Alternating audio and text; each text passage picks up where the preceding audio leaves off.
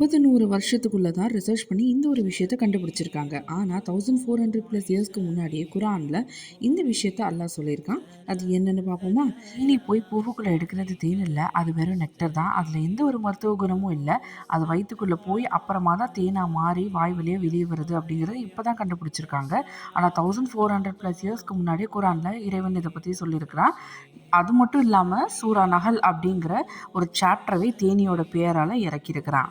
இதில் மனிதர்களின் நோயை தீர்ப்பதற்கு மருந்தும் உண்டு. நிச்சயமாக இது சிந்தித்து உணரும் மனிதர்களுக்கு ஒரு அத்தாட்சியும் உண்டு அப்படின்னு இறைவன் கூறியிருக்கிறான். தேன்ல ஆன்டி இன்ஃப்ளமேட்டரி ப்ராப்பர்ட்டி இருக்கு. சுகர், பிபி, ஹைப்பர் கொலஸ்ட்ரால் இந்த மாதிரி நோய்களை தீர்க்கிறதுக்கு.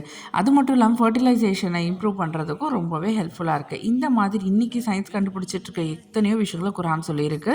தீபவர்களுக்கு இதில் நிறைய சான்றுகளும் அத்தாட்சிகளும் இருக்குது. சுபஹானல்லாஹ். இந்த மாதிரி சின்ன சின்ன இஸ்லாமிக் வீடியோஸ் பார்க்குறதுக்கு நம்ம சேனலை இப்போவே சப்ஸ்கிரைப் பண்ணுங்கள்.